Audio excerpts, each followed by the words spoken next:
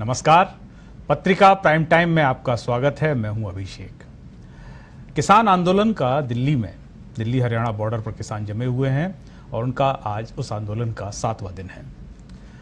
कल विज्ञान भवन में दिल्ली में 3 घंटे की वार्ता हुई। 35 किसान संगठन थे उसमें और कृषि मंत्री थे, रेल मंत्री थे, लेकिन वो 3 घंटे वार्ता चली और बेनतीजा रही।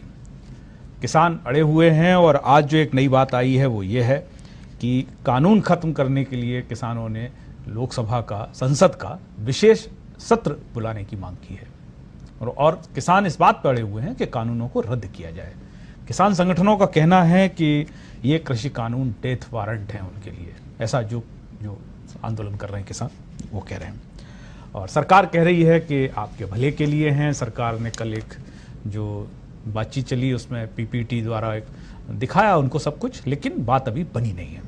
तो आज की चर्चा इसी पर है कि ये कानून कितने हित में हैं, कितने अहित में हैं और इन कानूनों के लागू होने या रद्द होने से कितना भला होता है और कितना नुकसान होता है।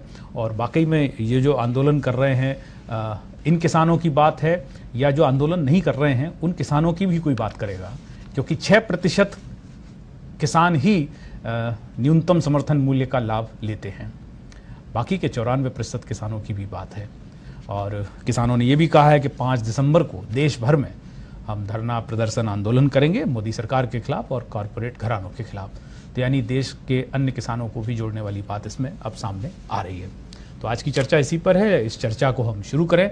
आइए उससे पहले आपको दिखाते हैं ये रिपोर्ट। देर से ही सही, आखिरकार केंद्र की मोदी सरकार और किसान संगठनों को ये समझ में आ ही गया कि इस मसले का हल बातचीत से ही निकल सकता है। बातचीत के दौरान दोनों पक्षों ने अपने अपने तर्क से सहमति बनाने की कोशिश की, लेकिन रास्ता फिर भी नहीं निकला। कृषि कानूनों पर आर पार की लड़ाई का ऐलान कर चुके किसानों को ये किस तरह समझाया जाए, इसे लेकर भाजपा आला कमान और मोदी सरकार लगातार माथापच्ची कर रहे हैं। मोदी सरकार और भाजपा संगठन सोशल मीडिया से सड़क तक नए कृषि कानूनों को किसानों के हित में बता रहे हैं, लेकिन पंजाब, हरियाणा समेत उत्तर प्रदेश के किसान इन्हें अपने लिए डेथ वारंट करार दे रहे हैं। संघर्ष करने वाले लोग करेंगे, कहेंगे, हम उनके साथ हैं, लेकिन गवर्नमेंट की कोशिश थी कि संगठनों को आपस में डिवाइड कर दिया जाए, डेविएट कर दिया जाए, पाड़ दिया जाए, जिसकी जो साजिश को कल हमने अच्छी तरह से नाकाम किया। अगली बात, हमने बिल्कुल स्पष्ट कहा कि हम छोटी कमेटी नहीं बनाएंगे जो लगातार बात करेगी। बातचीत के दौरान जहां तक सरकार अपने तर्कों से 3 कृषि बिलों को किसान हितैषी बता रही है, तो वहीं किसान है कि सरकार का कोई तर्क या कोई आश्वासन मानने को तैयार नहीं। किसान संगठन और इन कानूनों का विरोध जता रही राज्य सरकारों का मानना है कि ये बिल बिना बातचीत और जल्दबाजी में लाए गए हैं। किसान नेताओं का कहना है कि कानून लाने से पहले सरकार को हर तरह के किसानों, उनकी संस्थाओं, क्षेत्र के कृषि विशेषज्ञों और किसान नेताओं से बातचीत करनी चाहिए थी और जमीनी सच को नजर में रखना चाहिए था। तो उधर प्रधानमंत्री नरेंद्र मोदी बार बार कहते हैं कि ये कानून किसानों की आय बढ़ाने में मदद करेंगे, लेकिन किसान चाहते हैं कि कानून में एमएसपी की गारंटी अनिवार्य तौर पर दी जाए। किसानों को डर इस बात का है कि सरकारी एपीएमसी के अंतर्गत जो वो इनके उत्पाद खरीदते हैं वो नए कानून के तहत नहीं खरीदेगी। उन्हें इस बात का भी डर है कि सरकार एमएसपी को खत्म कर देगी और सरकार ये कानून इसलिए लेकर आई है कि एमएसपी खत्म की जा सके और सरकार एमएसपी की जिम्मेदारी से भागना चाहती है और ये किसानों का एक बड़ा डर है। दरअसल केंद्र सरकार को लगा था कि किसानों का छिटपुट विरोध लंबा नहीं चलेगा। कोरोना का संकट काल है, ऐसे में किसान एकजुट नहीं हो पाएंगे और कोरोना काल में ही संसद में मोदी सरकार ने किसान कानूनों को पास करवा लिया था। लेकिन जब 26 नवंबर को पंजाब से हजारों किसान दिल्ली के लिए निकले तो हरियाणा की भाजपा सरकार ने उन्हें रोकने के लिए पूरी ताकत झोंक दी, लेकिन ट्रैक्टर ट्रॉलियों में भरकर आए किसानों ने सारे इंतजामों को हवा में उड़ा दिया और दिल्ली हरियाणा के टीकरी, नोएडा और सिंघू बॉर्डर पर किसान जमे हुए हैं। ऐसे में जब किसानों का आंदोलन लगातार जोर पकड़ रहा है तो मोदी सरकार और भाजपा की चिंता भी बढ़ती जा रही है, क्योंकि आंदोलन लगातार फैल रहा है। अब इस आंदोलन में पश्चिमी उत्तर प्रदेश के किसान भागीदारी निभाने के लिए दिल्ली पहुंच गए हैं, तो मध्य प्रदेश के किसान ग्वालियर से दिल्ली के लिए रवाना हो चुके हैं। इसी तरह से हरियाणा के किसानों की तादाद भी बढ़ रही है, तो उधर उत्तराखंड और हिमाचल प्रदेश के किसान भी इस आंदोलन से जुड़ने लगे हैं। किसान आंदोलन के जल्द खत्म होने की संभावना इसलिए भी नहीं दिखती क्योंकि किसान और सरकार अपने अपने स्टैंड पर फिलहाल कायम है और कोई भी अपने स्टैंड से टस से मस होने को तैयार नहीं है। देखिए, चर्चा हुई है, कुछ विषयों पर चर्चा हुई है, लेकिन जब तक क्लॉज वाइज क्लॉज एक्ट पर चर्चा ना हो और वो एक्ट कैसे किसानों के विरुद्ध है, उसका कौन सा क्लॉज विरुद्ध है, वो तभी तो दिशा आगे बढ़ेगी ना। नहीं, मैं सभी किसान बंधुओं से आग्रह करना चाहता हूं कि ये रिफॉर्म किसानों के हित में है और लंबे समय के इंतजार के बाद ये रिफॉर्म आए हैं। इनमें किसानों का हित है, लेकिन किसानों को कहीं भी आपत्ति है तो सरकार उनको सुनने के लिए, उस पर विमर्श करने के लिए, उसका निराकरण करने के लिए पूरी तरह तैयार है। इसलिए आंदोलन का रास्ता किसी को अख्तियार नहीं करना चाहिए। लेकिन अच्छी बात यह है कि सरकार और किसानों के बीच बातचीत का दौर शुरू हो चुका है, जो कि एक अच्छा संकेत है। सबकी निगाहें अब आगे की बातचीत पर टिकी है। 3 दिसंबर को होने वाली बातचीत पर सबकी निगाहें टिकी हुई है। ब्यूरो रिपोर्ट, पत्रिका टीवी। तो आज की इस चर्चा में हमारे साथ जो मेहमान शामिल हैं, मैं उनका परिचय करा दूं। हमारे साथ प्रोफेसर बीबी सिंह जी हैं, अर्थशास्त्री हैं, राजस्थान विश्वविद्यालय के। हमारे साथ विज्ञान गडोलिया जी हैं, IITians, IIM यहाँ से शिक्षा प्राप्त की है और डेयरी फार्म सहज उसके चेयरमैन हैं। हमारे साथ दिल्ली से वरिष्ठ पत्रकार अनुराग मिश्र हैं और स्टूडियो में हमारे साथ हमारे सहयोगी वरिष्ठ पत्रकार हरीश पाराशर जी हैं। सभी मेहमानों का बहुत बहुत स्वागत, अभिनंदन। हम सबसे पहले अनुराग मिश्र के पास चलेंगे, दिल्ली। अनुराग, आज एक नई बात आई है, किसानों ने कहा है कि संसद का विशेष सत्र बुलाया जाए और इन कानूनों को रद्द किया जाए। तो अब सरकार के लिए गलफांस बन गई ये आंदोलन, क्योंकि जो दिख रहा है कि चरणबद्ध तरीके से किसान दबाव बढ़ा रहे हैं। ना इतनी जल्दी संसद का सत्र आहूत होगा और ना ही सरकार इतनी जल्दी कानूनों को रद्द करने के लिए मानने वाली है। तो ये अब आपको लग रहा है कि आंदोलन थोड़ा सा लंबा चलता दिख रहा है? जी बिल्कुल अभिषेक जी, इससे पहले कि मैं डिबेट पे आऊं, एक खबर मैं आपके जरिए अपने दर्शकों को, जो लाखों दर्शक देख रहे हैं राजस्थान पत्रिका टीवी के जरिए कार्यक्रम, उनको ये बताना चाहूंगा कि दिल्ली में जो किसान दिल्ली बॉर्डर पे जुटे हुए हैं, उन्होंने ऐलानिया तौर पर कह दिया है कि दिल्ली का दाना पानी बंद कर देंगे। यानी कि जो केंद्र सरकार का दाना पानी, यानी कि जो आवश्यक सामग्री है, चाहे दूध सब्जी की सप्लाई हो, चाहे अन्य आवश्यक सामग्री है, जिस ढंग से बॉर्डर सील करने की का ऐलान किया है अब से कुछ देर पहले किसानों ने। हमारी जोगिंदर उग्राव और रजेवाला से बात हुई है, जो कि किसान यूनियन के एक वरिष्ठ नेता हैं, दर्शन सिंह से बात हुई है। उन्होंने मेरी खुद अभी अब से कुछ देर पहले बात हुई है आपके इस कार्यक्रम में शामिल होने से पहले। उन्होंने साफ तौर पर कह दिया है कि हमने मध्य प्रदेश के किसानों को कह दिया है। महाराष्ट्र से बड़ी संख्या में किसान आ गए हैं। उधर दूसरी एक और बहुत अहम खबर मैं आपको बता दूं कि आज सुबह जो 11 बजे अमित शाह के घर पर बैठक हुई और कल जो बैठक हुई थी, उसका लबोलुबाब ये है कि अमित शाह केंद्रीय गृह मंत्री की तरफ से ये कहा गया है बीजेपी अध्यक्ष जेपी नड्डा को कि जो बीजेपी के विधायक और सांसद हैं, उनको सीधे तौर पर तुरंत किसान के जो किसान संगठन थोड़ा बहुत केंद्र सरकार के इस बिल के पक्ष में है, उनको अपने समर्थन में उतारा जाए। दूसरा, जनप्रतिनिधि यानी कि जो बीजेपी के विधायक सांसद हैं, वो सीधे तौर पर जाकर मिले और बिल की अच्छाई बताएं। तीसरी अहम और बहुत अहम बात यह है कि जो खुफिया तंत्र से जो सूचना मिली है गृह मंत्रालय को, वो ये है कि ये आंदोलन अगर कल की बातचीत असफल होती है, क्योंकि किसान कह रहे हैं कि जो केंद्र सरकार का रवैया है वो अड़ियल है और वो मसौदा की बात कर रहे हैं, जबकि हमारी ये मांग साफ है कि ये तीनों बिल खत्म की जाए। ऐसे में जो खुफिया तंत्र की सूचना है, उसके मुताबिक गृह मंत्रालय इस आंदोलन से निपटने की तैयारी कर रहा है। मैं एक बार फिर रिपीट कर रहा हूं, निपटने की तैयारी कर रहा है। वो किस ढंग से निपटेगा, क्या रणनीति होगी, केंद्रीय गृह मंत्रालय की तरफ से क्या अलर्ट भेजे गए हैं, ये जल्दी और कंफर्म होने पर मैं आपको आपके जरिए दर्शकों को जरूर बताऊंगा। लेकिन अब ये एक बड़ा आंदोलन हो सकता है। अगर कल देखिए 5 तारीख की बात हो चुकी है, आपने अभी खुद बताया दर्शकों को, 5 को एक बड़ा आंदोलन पूरे देश भर में होगा। इसके अलावा जो मध्य प्रदेश से और मेवात से और मथुरा से ये पूरा बॉर्डर लगभग 4 तरफ से अब तक सील हो चुका है। उधर से राजस्थान में, राजस्थान से जो किसान आए हैं उनको रोका गया है हरियाणा के बॉर्डर पर। और तो अनुराग, सूचना मिल रही है पैरामिलिट्री को। जी अनुराग जी, कल चंडीगढ़ में, आज चंडीगढ़ में जिस तरीके से कांग्रेस ने जी खट्टर साहब के बंगले के सामने, जिस तरीके से उनके कार्यालय के सामने प्रदर्शन, धरना और वो जो सामने दृश्य आए, उससे आपको लगता है कि कांग्रेस भी इससे अपने को रिचार्ज कर रही है? क्योंकि अभी तक तो वो बयानबाजी पे थे, लेकिन अब समझ में आ रहा है कि अब वो सीधे तौर पे इस आंदोलन को समर्थन देते दिख रहे हैं।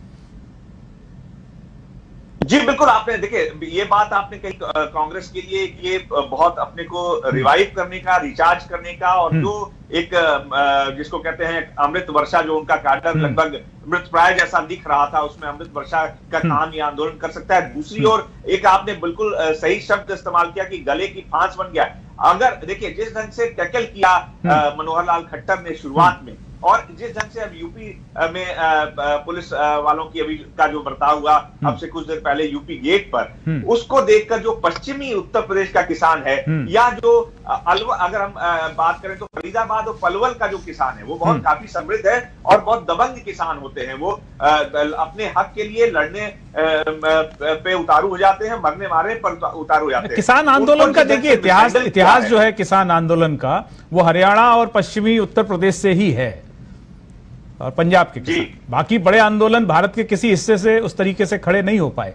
लेकिन हम देखें, महेंद्र सिंह टिकैत का नाम हमें याद आता है, और उससे पहले जाएं तो सर छोटू राम।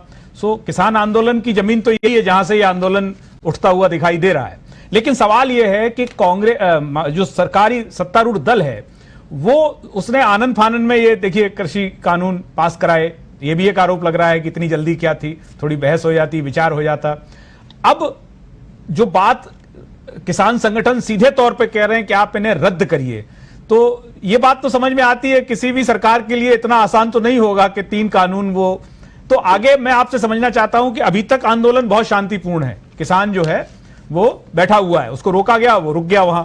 तो आने वाले दिनों में, क्योंकि दिल्ली को उन्होंने पूरी तरीके से एक तरीके से सील करने की तैयारी है, जो हम खबरें पढ़ रहे हैं कि किसान, और आपने कहा कि दाना पानी बंद कर देंगे, तो आगे आपको लगता है कि कुछ थोड़ा तनावपूर्ण क्षण आ सकते हैं? जी बिल्कुल, आपने ये बहुत ही ये जो रेलेवेंट यानी कि अभी जो प्रासंगिक है, ये सबसे बड़ी बात ये है। दूसरी एक बात अभी जो किसान नेताओं से जो हमारी बात हुई है, जो कि बहुत वरिष्ठ किसान नेता है, उनका ये कहना है कि कृषि मंत्री ने ये कहा कि क्लॉज बाय क्लॉज मसौदे के पहला मसौदा दे किसान संगठन, उसके बाद क्लॉज बाय क्लॉज हम इस पर विचार करेंगे। ठीक। अब किसान संगठनों का ये कहना है कि साहब हमारी जो मूल ये डेथ वारंट, आपने बिल्कुल सही कहा उन्होंने, उनका कि ये रद्द होना चाहिए, इसमें मसौदे पर विचार और विमर्श की बात नहीं। जी अनुराग, आप हमारे साथ बने रहिए। हमारे साथ विशिष्ट अतिथि भी हैं आज। हमारे साथ विज्ञान गडोलिया जी हैं, जो डेयरी फार्म सहज के चेयरमैन हैं और उन्होंने IIT IIM से अध्ययन किया है। विज्ञान जी, आप कैसे देखते हैं इस आंदोलन को? और समस्या तो आजादी के बाद से ही है, सबका विकास हुआ, किसान का ही नहीं हुआ। फर्क आया भी है तो 19-20 का ही फर्क आया उसके जीवन में, और हमेशा आंदोलन करता है और कुछ ना कुछ उसको दे के विदा कर दिया जाता है कि हमने आपकी बात को समझ लिया है। तो इस बार जो MSP को लेके अड़े हुए हैं नए कानूनों के तहत, सो इस आंदोलन को आप कैसे समझते हैं? किसानों की समस्या का हल निकलेगा या फिर बस बात MSP तक ही होके रह जाएगी? Abhishek ji, V Singh ji, thank you everybody मेरे को यहाँ बुलाने के लिए। मैं एक छोटा सा पहले बोलना चाहूंगा जी, के साथ ही काम करता हूँ, तो अगर थोड़ा सा मेरी भाषा में आक्रोश आए किसानों की तरफ से तो प्लीज। जी, कुछ नेटवर्क समस्या है, प्रॉब्लम आप कह रहे हैं, मैं कहूंगा आजादी के पहले से है। और समस्या यह है कि किसान की समस्या क्या है हम ये नहीं समझ। आप एलोपैथी देखेंगे, किसान की समस्या ये है कि हम सब हिंदी में जानते हैं, तो अन्नदाता किसे कहते हैं? आज देता है जी। आगे सोचिए, कोई सोचे हिंदी में कि क्या अन्नदाता गरीब हो सकता है? अन्नदाता तो माई बाप को कहते थे जो हमें अनाज देता है। तो हमारे देश की समस्या ये है कि हमारा अन्नदाता गरीब है। और आप एमएसपी की बात करें तो मैं ये कहूंगा, जैसे अपन एलोपैथिक पेशेंट हूं, में दर्द हो रहा है तो सबसे पहले मुझे ब्लड थिनर दिया जाता है जो मेरी जान बचाए। एमएसपी एक शॉर्ट टर्म इलाज है जो मेरी जान बचाएगा, नहीं तो किसान मर जाएगा। लेकिन अगर आप लॉन्ग टर्म में बोले हैं तो हमें जिस चीज पे काम करना चाहिए वो रिस्पेक्ट। किसान मुद्दा उठा है, एमएपी की तरह एस्पिरिन की गोली खिलाई, ब्लड पतला हो गया, हार्ट अटैक नहीं होगा। आप जान बचा देते हैं लेकिन लोगों का इलाज नहीं कर रहे हैं। आप इस बीमारी का इलाज नहीं कर रहे कि अन्नदाता गरीब क्यों है जी। तो ये मेरा मेन मुद्दा है कि अन्नदाता गरीब है, ये समस्या है। तो अभी भी इस आंदोलन को हम देखें विज्ञान जी, अभी भी इस आंदोलन को हम देखें तो जो उनकी बड़ी मांग है वो यही है कि एमएसपी के बारे में सरकार कानून में लिखित में दे। अभी जो सरकार कह रही है कि मंडी सिस्टम लागू रहेगा और न्यूनतम समर्थन मूल्य, लेकिन जब हम उसका अध्ययन करते हैं न्यूनतम समर्थन मूल्य का, जिसके बारे में बहुत कम लोग जानते हैं, सच्चाई यह है तो सिर्फ 6% किसान ही उससे लाभान्वित है और उसमें अधिकांश हिस्सा पंजाब और हरियाणा के किसान ले जाते हैं। ठीक है, क्योंकि वहां मंडी सिस्टम ठीक है, दुरुस्त है, अच्छी बात है। तो सवाल यह है कि जो 94% हैं लोग, उनकी समस्याएं तो बड़ी समस्याएं हैं ना, वो छोटे किसान हैं। अब ये किसान है, इनका तो अनाज सरकार खरीद रही है, एफसीआई खरीद रही है, सो इसीलिए तकलीफ हो रही है कि भाई कानून आएगा तो वो सिस्टम थोड़ा भंग होगा, निजी कारपोरेट सेक्टर जो है वो आगे आएगा। तो अब सवाल यह है कि वो जो 94, जो आपने कहा कि अन्नदाता तो वो 94% भी है ना, किसी के खेत में यदि काम कर रहा है वो भी किसान है। सो समस्या का निदान सिर्फ एमएसपी तक ही रह जाता है कि उसको यदि लिख दिया जाए, या फिर एक बहुत बड़े दायरे में सोचने की जरूरत है?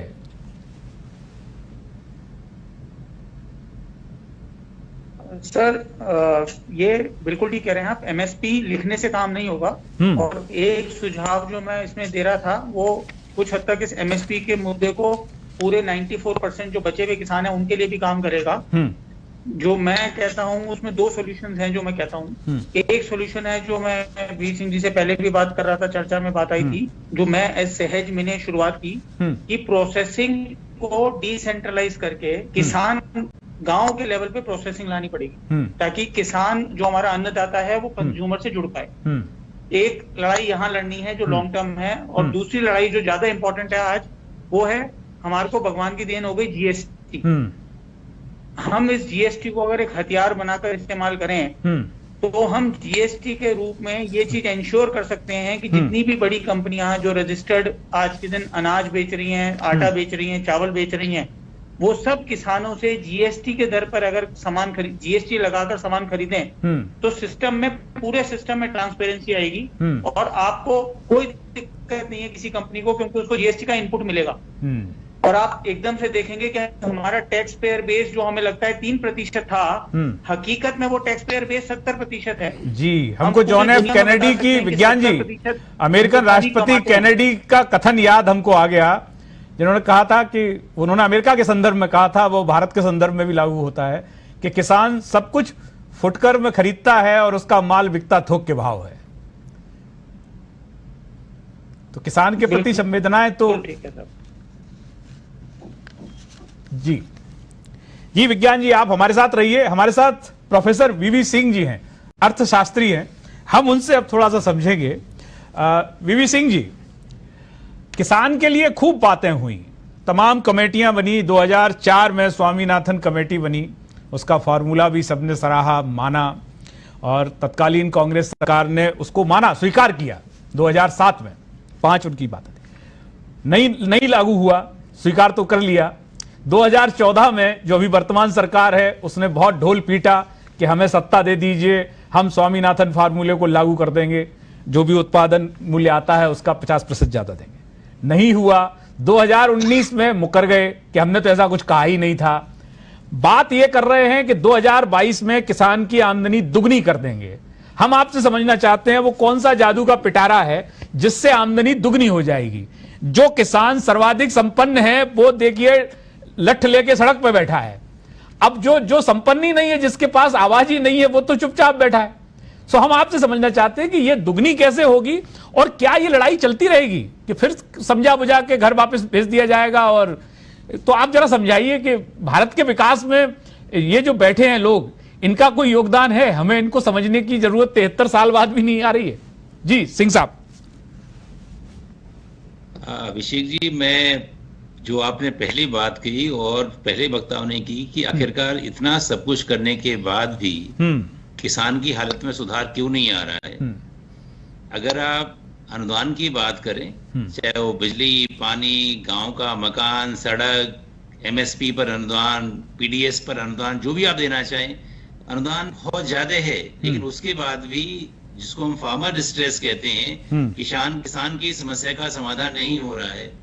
हमें एक मूलभूत बात समझनी पड़ेगी कि हम हमेशा कृषि को विदेशों से कंपेयर करना शुरू कर देते हैं। अमेरिका से करेंगे, यूरोप से करेंगे, लेकिन वहां की कृषि में हमारे एक फर्क है। जमीन का साइज फिक्स रहा हुआ है, कोई परिवर्तन नहीं आया, बल्कि खेती की जमीन घटी है शहरों के आने के बाद। लेकिन गांव की जनसंख्या बढ़कर 3 गुनी 4 गुनी हो चुकी है। वो किसान उसी पर आधारित है। पहले घटते घटते हमारे जो जीडीपी में शेयर है, घटते घटते 14% पर आ गया है। लेकिन आज भी करीब करीब 45% से ज्यादा कार्यशील जनसंख्या जो है कृषि के ऊपर ही निर्भर है। यही अनुपात अगर आप विदेश में देखते हैं, अमेरिका में देखिए, इंग्लैंड देखिए, 1%, 2%, 2.5%, 3%, 3% पॉपुलेशन डिपेंडेंट है, जहां पर जीडीपी में शेयर 15 से 20% है।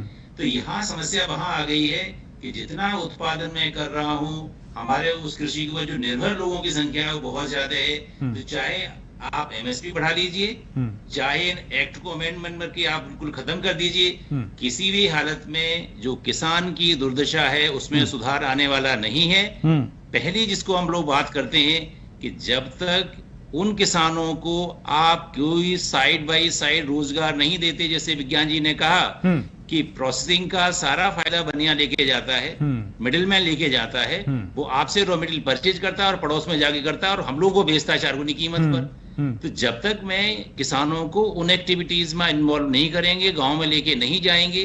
आप देखिए, अगर आपको पता होगा कि विजन 2020 निकाला था प्लानिंग कमीशन ने जी, वो विजन यही कहता था कि जितने भी गांव हैं शहर के आसपास, उनसे होके आप सड़क निकालिए, वहां पर प्रोसेसिंग यूनिट्स डालिए, गांव से लोग आएंगे, सुबह शाम तक काम करेंगे और शाम को लोग लौट के गांव चले जाएंगे, जिससे उनकी रहने की, खाने पीने की कोई अतिरिक्त लागत नहीं आ रही। वो विजन कहाँ गया मुझे नहीं पता।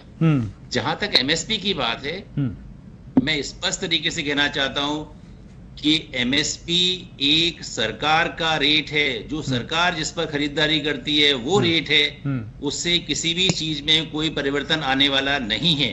तो यहाँ जो डिस्प्यूट की बात है, जो किसानों को कहना चाहिए, हम आपसे समझना चाहेंगे कि ये जो एमएसपी है, फूड कॉर्पोरेशन ऑफ इंडिया सर्वाधिक पैसा लगाती है इसमें, ये खरीदती है।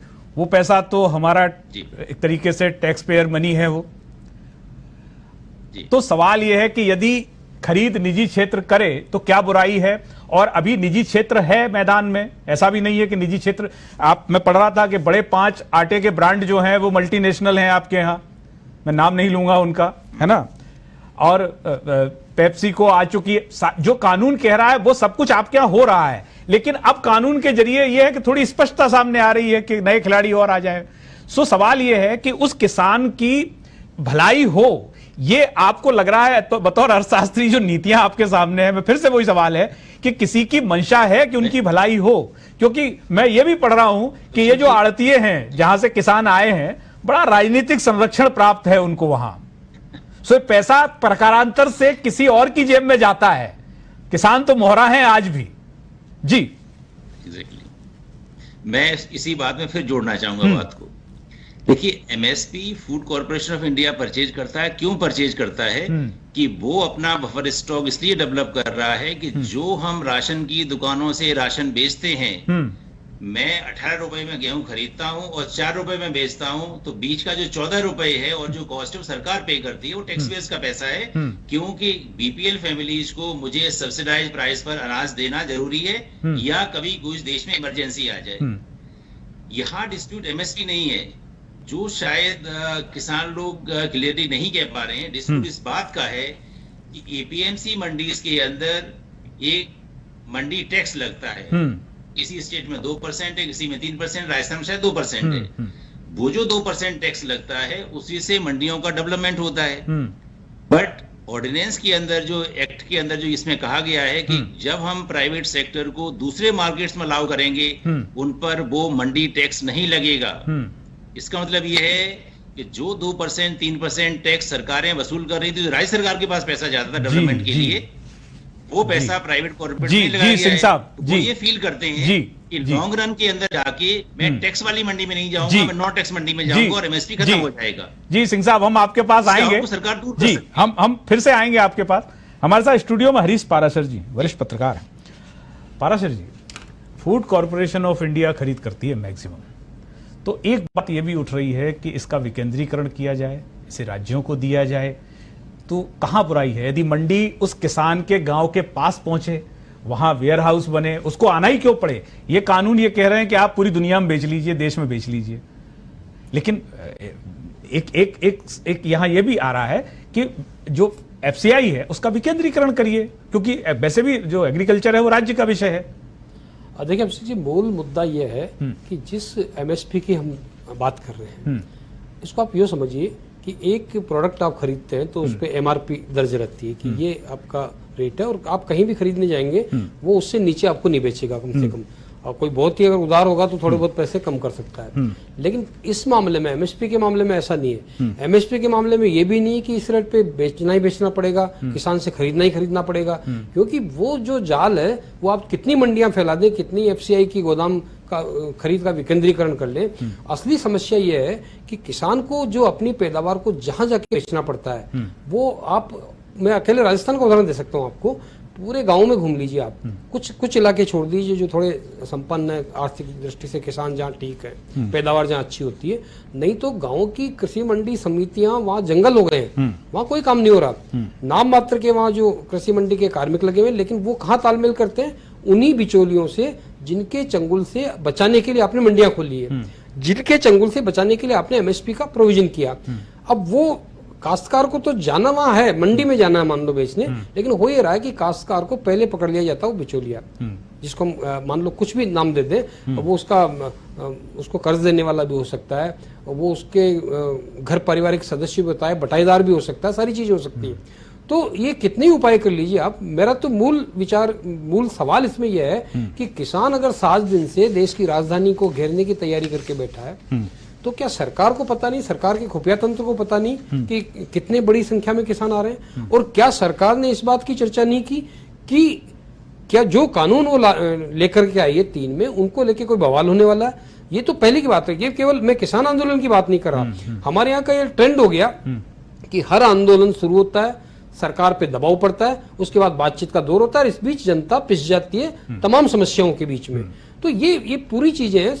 किसानों की चिंता अपनी जगह वाजिब है। अभी सिंह साहब ने भी कहा कि भाई ये एमएसपी का कोई मतलब नहीं है, असली चीज तो ये है कि आप उसके प्रोडक्ट तक की खरीद करने के लिए कहां पहुंच रहे हैं। तो मुझे लगता है कि जब तक आप ये कॉस्मेटिक जो सजावटी एक तरह से प्रयास होते हैं सरकारों की तरफ से, वो तो दिखावटी है, वो नहीं होने चाहिए। जी, वक्त एक ब्रेक का है। दरअसल हम छोटे से सुनते आए हैं कि भारत एक कृषि प्रधान देश है, और है भी, लेकिन हम ये भी सुनते आए कि भारत का किसान कर्ज में ही जन्म लेता है और कर्ज में ही मर जाता है। तो 73 साल बाद इस बात को कहना भी अपने आप में बहुत पीड़ादायी है। ब्रेक के बाद हम लौटेंगे, चर्चा जारी रहेगी।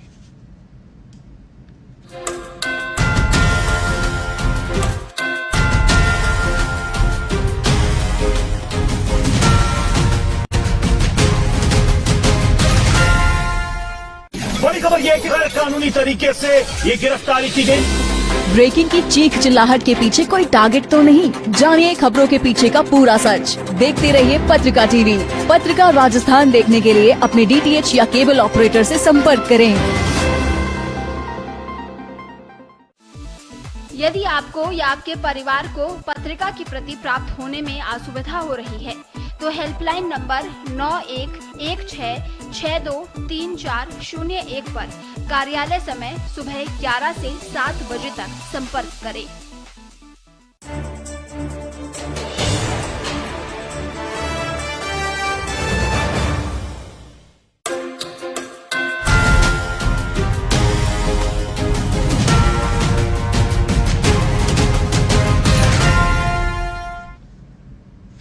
ब्रेक के बाद आपका स्वागत है। आप देख रहे हैं पत्रिका प्राइम टाइम। हम चर्चा कर रहे हैं दिल्ली में जो किसान आंदोलन है उसकी और उसके जरिए भारत के किसान की क्या समस्या है और उसका समाधान क्या है।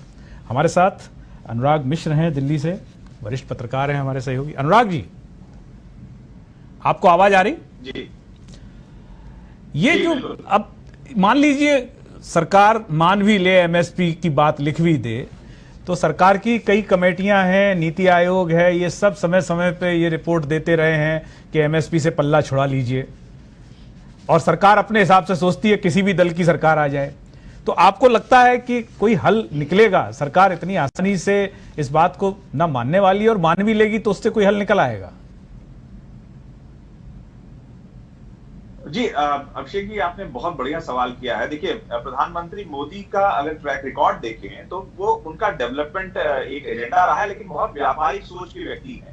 आप याद कीजिए 2014 के चुनाव प्रचार के दौरान उन्होंने ये बात कही थी, कई इंटरव्यूज में कही थी। हम लोग भी जब इंटरेक्ट करते थे तो उन्होंने कहा था कि देखिए, मैं मार्केटिंग का आदमी हूँ, और कई मौकों पर उन्होंने ये फ्री का, मैं अभी गुजरात हम लोग गए थे तो वहां पर जो टॉयलेट्स हैं वहां पर भी टोकन रखा हुआ है, भले आप 1 रुपया ना दें, लेकिन जब तक वो आप टोकन नहीं डालेंगे तब तक बाथरूम का, टॉयलेट्स का दरवाजा खुलेगा नहीं। तो ये देने की प्रवृत्ति उनकी, ये कहना है कि लेने वाली प्रवृत्ति भारत के लोगों की खत्म करनी होगी, चाहे वो किसान हो, चाहे वो मजदूर हो, चाहे वो जो आत्मनिर्भर भारत की।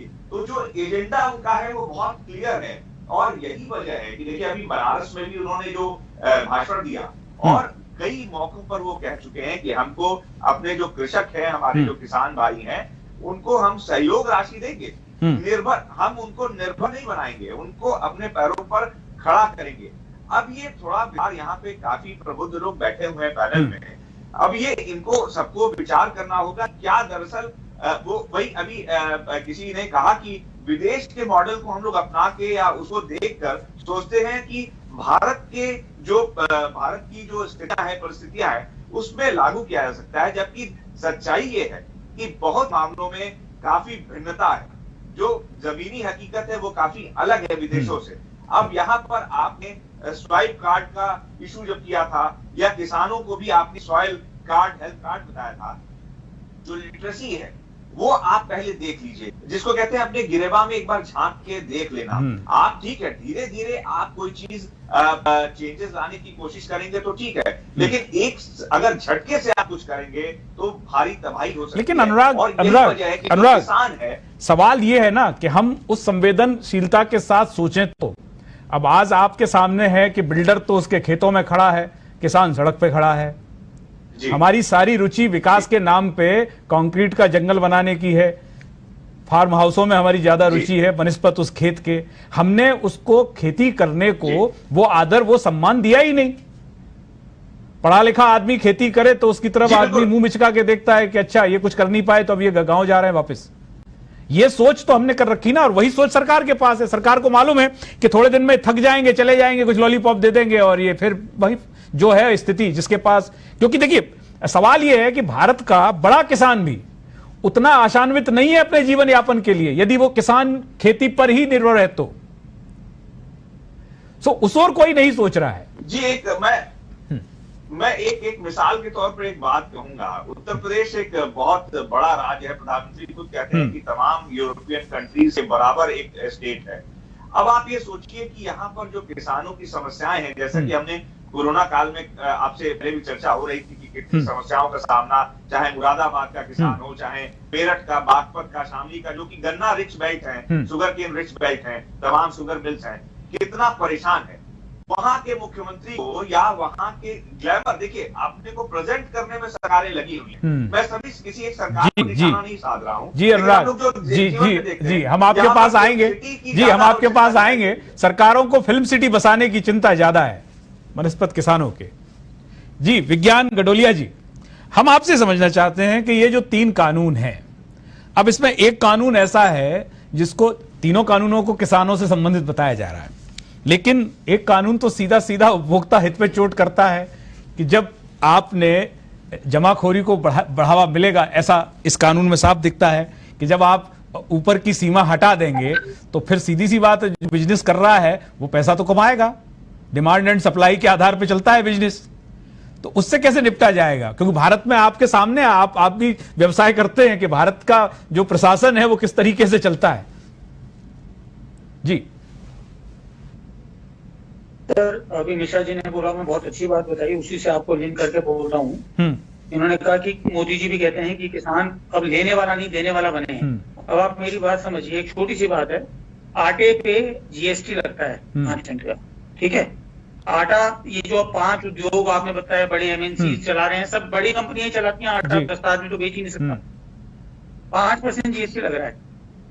हम ये कहते हैं वो कंपनियां जीएसटी देती हैं, देश का उत्थान करती हैं। मैं कह रहा हूँ इसमें से 3% किसान के नाम पे लगा दो, किसान को रिवर्स इनपुट टैक्स दे दो। साहब किसान शुरू से दे रहा है, ये किसने कह दिया कि किसान नहीं दे रहा? किसान को लेने वाला के मैं किसान को कैसे बोलूं तू लेने वाला आदमी है? हमने किसी को ये बात बताई नहीं कि किसान तो हमेशा जब से पैदा हुआ दे रहा है वो आपको। वो लेता क्या है? सूरज की रोशनी, पानी और हवा, और वो देता है अनाज। और हम अपने नए जंजाल में हम कहते हैं अन्नदाता को, जो रोटी खाने में जो कागज के टुकड़े डालता है उसको अन्नदाता बोल रहे हैं। आप समझिए इसको, ये मुद्दा जो आप कह रहे हैं बहुत सिंपल है। जैसे कॉर्पोरेटाइज करना है, सबसे आसान तरीका है सारी कॉर्पोरेट को वर्डिक्ट दे दो कि भाई जो भी तुम खरीदोगे अनाज, उस पर तुम्हें जीएसटी भरना है किसान के नाम से। बस आपको सारी रूपरेखा सामने आ जाएगी। किसान से बोलो किस रेट में खरीद रहे हैं, अपने आप सामने आ जाएगा, चेक करेंगे। तो कॉर्पोरेटाइज करना कहीं बुरा नहीं है, कॉर्पोरेट को एक स्ट्रक्चर में लाना जरूरी है ताकि वो कुछ गलत ना हो। जीएसटी एक वरदान के रूप में इस्तेमाल हो सकता है। इस सब जीएसटी को गाली देते हैं, कैसे इम्प्लीमेंट होगा, 11 करोड़ लोगों को जीएसटी रिटर्न कैसे भरवाओगे? अरे साहब, ये समस्या तो ज्यादा अच्छी समस्या है ना, कि ज्यादा टैक्स पेयर आएंगे तो उनका टैक्स कैसे भरना है, वो समस्या का निदान करते हैं सब मिलके। इतने सारे चार्टर्ड अकाउंटेंट हैं, इतने अकाउंटेंट्स हैं, सबको काम मिलेगा। लेकिन विज्ञान जी, लेकिन विज्ञान जी बहुत अच्छा काम है। हमारे यहाँ लालच पे नियंत्रण नहीं है ना, कानून अच्छे हैं, सब कुछ है, हम किसी भी दिशा में चले जाएं सब कुछ ठीक है, लेकिन जो लोग उसको फॉलो कराएंगे, बात वही है। जैसे देखिए कोविड काल में निजी अस्पतालों ने क्या धमाल मचाया है, आपके सामने है।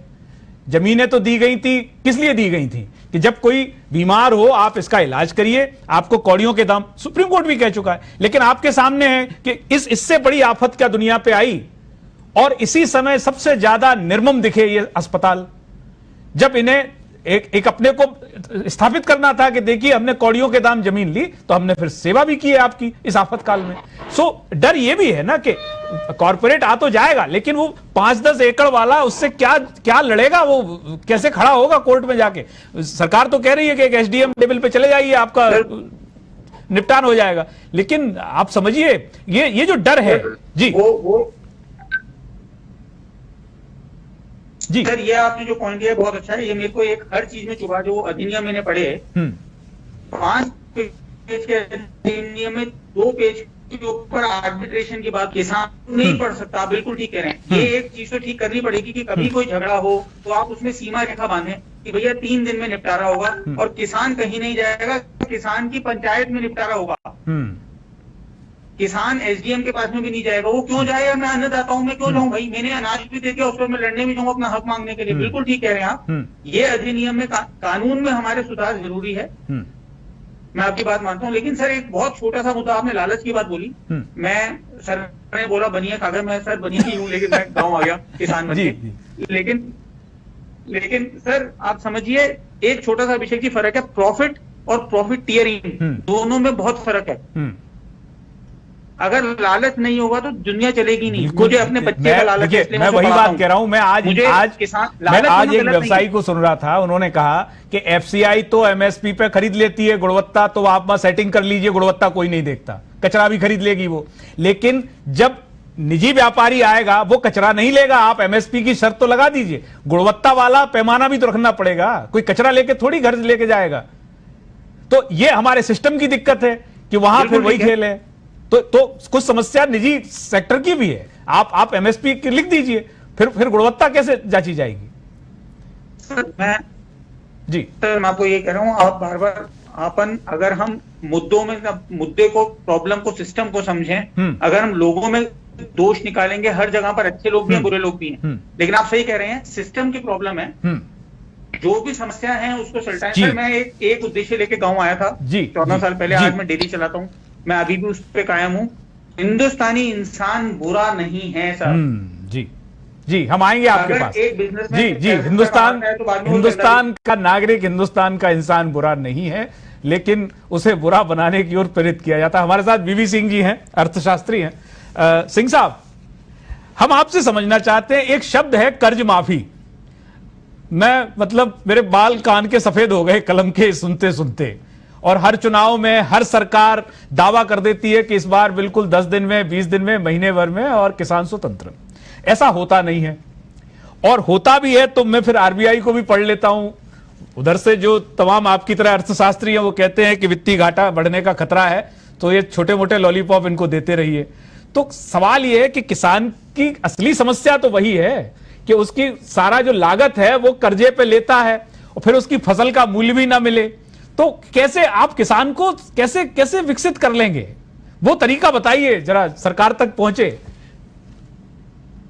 अभिषेक जी, मैं बिल्कुल अभी हमने एक बहुत बड़ा स्टडी किया राजस्थान के लिए, और अभी 26 नवंबर को रिपोर्ट सबमिट की नीति आयोग को। जितना मेरा एक्सपीरियंस कहता है, हर डिस्ट्रिक्ट पर हम लोग गए हैं। हम किस एमएसपी की बात कर रहे हैं, किस एपीएमसी एक्ट की बात कर रहे हैं, किस मंडी की बात कर रहे हैं, जो आपका छोटा किसान है और वो परसेंटेज कम नहीं है, राजस्थान जैसे स्टेट में 80% प्लस है, वो नहीं जानता है कौन सा बैंक है और कौन सा कोऑपरेटिव बैंक है। वो उसी व्यापारी से कर्ज ले रहा है, उसी से इनपुट्स ले रहा है और उसी को अनाज अपना बेच रहा है। और पहली बात, उसकी बेचने के लिए ज्यादा है ही नहीं उसके पास। जब वो अपने खाने पीने का निकालने के बाद उतना ही पैसा उसके पास बच पाता है। अब आप हालत देखिए कि जब मैं कल्टीवेशन की बात करता हूँ, खेती की बात करता हूँ, आप किसी छोटे किसान को उठा लीजिए, उसकी लागत ज्यादा है और कीमत कम है। आप एमएसपी पर सामान बेच दीजिए, तब भी ये तय है कि वो जो पूरे साल में खेती में पैसा लगाता है और जो सामान बेच के उसके पास आता है वो कम है, अभी भी लागत ज्यादा है। तो ये घाटे का बिजनेस तो क्लियर कट है। दूसरी बात, तभी मैं ये बात कहता हूं कि जब तक आप किसान को दूसरे कामों में एंगेज नहीं करते, उसका वैल्यू एडिशन नहीं करते, और वैल्यू एडिशन कौन करता है? वैल्यू एडिशन मिडिलमैन करता है और सारा बेनिफिट उसके पास जाता है। इसीलिए हम लोग बार बार कहते हैं कि जितना डिफरेंस हिंदुस्तान के अंदर है, जो प्राइस हम प्रोडक्ट की पे करते हैं और जो प्राइस किसान को मिलती है, उसमें जमीन आसमान का डिफरेंस है। तो सिंह साहब, एक सवाल यहाँ उस किसान का भी है जिसका राजस्व खाते में नाम ही दर्ज नहीं है, जो बटाईदार रहता है, उसकी बहुत बड़ी संख्या है, और जिसका खेत है वो तो उसके माथे मढ़ देता है कि हमने आपको खेत दे दिया, अब आप इसमें से उपजा के हमको हमारे हिस्से का दे जाइए। उनके लिए भी तो कोई सोचे। तो कर्ज माफी में वो कहां जाएंगे? वो तो उनके लिए तो फंदा है जो साहूकार से पैसा लेके आए। अभिषेक जी, मैं बताऊं आपको, कर्ज माफी के कंसेप्ट से मैं कभी एग्री नहीं करता, न मैं इस तरह के जनरल अनुदान से करता हूं। अनुदान शब्द और कर्ज माफी उन लोगों के लिए है जिनके पास कर्ज पे करने की क्षमता नहीं है जी। इन इंस्टीट्यूशन से, बैंक से मैक्सिमम किसान वो कर्ज लेते हैं जो वास्तव में उनकी पे करने की क्षमता है। बड़े किसान है, जो बड़ा किसान है वो पे करे कर्ज। अनुदान उसको दिया जाए जो छोटा किसान है, जो अपनी इनपुट्स को अफोर्ड नहीं कर पा रहा है। और देखिए, हमने धीरे धीरे करके इसको धीरे धीरे इंप्लीमेंट करना शुरू किया। पहले अनुदान सब्सिडी किस पर था? जैसा पेट्रोल पर भी है, डीजल पर भी है, हर चीज पर है। जब मैं 25 लाख की गाड़ी खरीद सकता हूं तो पेट्रोल भी भरवा सकता हूं। तो यहाँ समझने की बात ये हमें यहाँ पर ये है कि बहुत क्लियर कट है कि किसान की उन्नति या इनकम तभी बढ़ सकती है पहले उनको हम अतिरिक्त कार्यों में एंगेज करें। किसान अपनी खेती की लागत को घटाए, जो ट्रेडिशनल रास्ते थे जिनको आप आज ऑर्गेनिक फार्मिंग कह सकते हो, उन रास्तों पर आना चाहिए। और साथ साथ ये है कि उनके बच्चों को नेक्स्ट जनरेशन का सर्टेन परसेंटेज मुझे खेती से बाहर निकालना पड़ेगा, क्योंकि खेत का साइज हर बार घटता जा रहा है। अब मेरे ग्रैंडफादर से लेकर मेरे तक जमीन का ऐसा घटते घटते मेरे से चौथा ही रह गया है, परिवार उतना ही बड़ा है, तो मेरी पर कैपिटा इनकम तो घटने वाली है ही है जी। और आप देखिए इसीलिए जो एवरेज इनकम किसान की है, जिसको आप पर कैपिटा इनकम कह लीजिए, वो करीब करीब गरीबी रेखा के आसपास ही है। 2000 रुपए के आसपास आती है पर छोटे किसान की आमदनी जी, और 2000 के आसपास ही गरीबी की जी, हम आपके पास आएंगे। हमारे साथ स्टूडियो में हरीश पारासर जी हैं।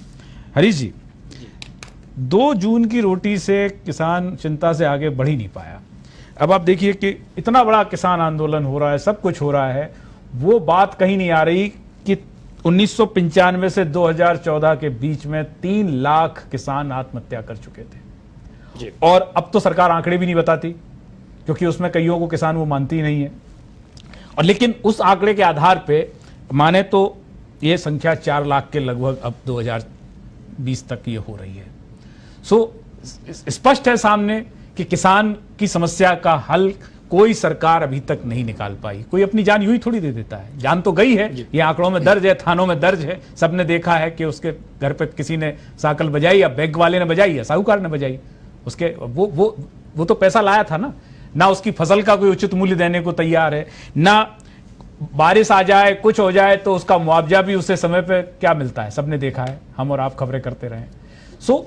ले दे के ये है कि ये जो आंदोलन है, क्या किसान की सब समस्याओं का निदान इस बार निकलेगा या फिर अपने अपने हिस्से का लेके चलते बनेंगे? देखिए अभिषेक जी, ये बात तो सही है कि अगर दिल्ली तक कोई किसानों का बड़ा समूह पहुंचा है तो खाली हाथ तो लौटेगा नहीं, कुछ न कुछ तो होगा। सरकार की तरफ से कोई भरोसा दिया जाएगा, कानून में अगर कोई सुझाव संशोधन होंगे तो वो होंगे, वो सारी चीजें सही है। मूल बात वही है कि जो असली किसान है, जो वास्तव में खेती कर रहा है, जो न तो उसके पास भूमि है लेकिन वो बटाईदार के रूप में काम कर रहा है। आप देखिए गांव में क्या स्थिति है, वो आप भले ही किसान को अन्नदाता कहते हो लेकिन अपने वो भूस्वामी को अन्नदाता कहता है किसान, तो उसके लिए तो अन्नदाता वो हो गया क्योंकि वो केवल उसका हिस्सेदार है। अब मोटी चीज ये है कि उस किसान की तो जो पूरी दिनचर्या है, पूरा का पूरा परिवार जुटता है उस बटाईदार की भी। आप खेती की बात करो, कलेवा और ब्यालू शब्द उसके लिए कॉमन है, हर गांव में आप जाइए कि वो पोटली अपने खाना की रख के खेत पे जाती होंगी। लेकिन जो मूल सवाल अभी आया ये कि भाई किसानों की कर्ज माफी का जो विषय है, सबसे बड़ी बात ये है कि आप किसानों को ऐसा बनाते ही क्यों कि उसको कर्ज लेने की नौबत आती है। आप एक बार उसको समृद्ध कर दीजिए पूरी तरह से कि भाई हम आपको इतना दे रहे हैं, अभी आपका कर्जा भी चुका जाएंगे और आगे के लिए भी हम आपको एक बार एक फिक्स अमाउंट दे देते हैं और इससे आप अपना प्रोसेस शुरू करो आगे।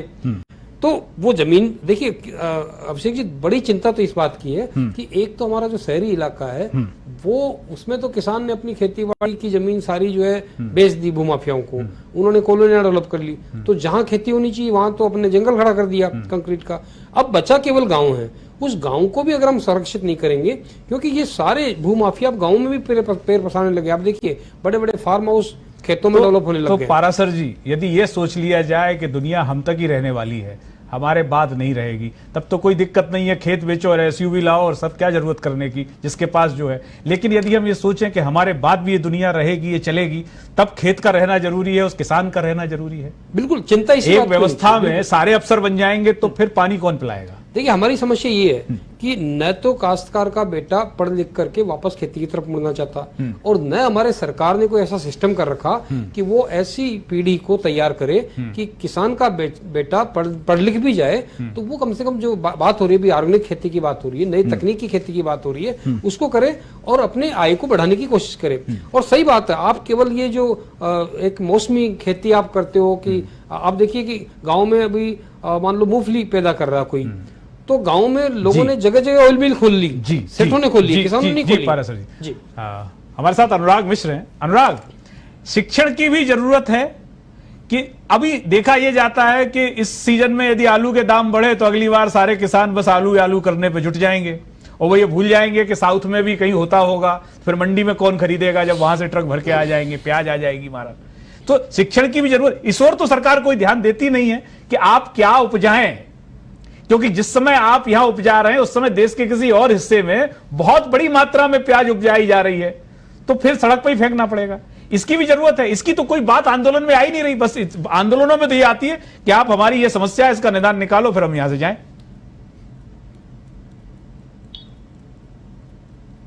जी आवाज आपकी म्यूट है, आवाज खोल लीजिए। साउंड अनुराग।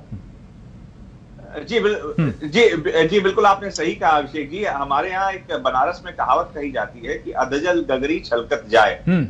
जो व्यवहारिक कठिनाइयां हैं, अगर आप दूसरे के बंदर की तरह नकल करेंगे तो जो राजा जो है बंदर मंत्री पालता है वो अपनी नाक कटवा लेता है। मैं एक छोटी सी एक घटना बताना चाहूंगा और बहुत प्रसिद्ध घटना है, हालांकि इसको दूसरे ढंग से उदाहरण देते हैं। पुणे की घटना है, वहां 50 नींबू के किसान थे जो नींबू की पैदावार करते थे और वहां पे काफी एक बार ड्रॉट पड़ा तो उससे काफी नुकसान हुआ और वो भुखमरी के कगार पे आ गए। वहां पर एक बिल्डर आया, मैं नाम नहीं लूंगा, वो एशिया की एक बहुत बड़ी कॉलोनी इस समय बन चुकी है। उसने उनको समझाया कि अरे कहां खेती होती के चक्कर में पड़े हो, इस धंधे में आओ, बहुत तुम्हें फायदा होगा। और आज ये वाकई सच बात है कि वो 50 किसान उनको उस लोकेलिटी में, उस जो सबसे बड़ी सिटी बन गई, वहां पर फ्लैट्स मिल गए, काफी अच्छी प्रॉपर्टी हो गई। तो उनके सामने नजीर क्या पेश की गई। आपने एजुकेशन की बात की, बहुत बढ़िया बात कही कि क्या सरकार किसानों को या लोगों को एजुकेट करने के बारे में सोचती है एग्रीकल्चर के प्रति या कल्टीवेशन के बारे में। सिंह साहब ने बहुत बढ़िया बात कही कि दशकों से वही खेती तो वही है, परिवार बढ़ते गए। और जी अनुराग, समय की बाध्यता है। जी समय की बाध्यता है। हम विज्ञान गडोलिया जी के पास जाएंगे। विज्ञान जी, बात वही आ रही है कि हमने पारंपरिक तरीके के अलावा कुछ सोचा ही नहीं।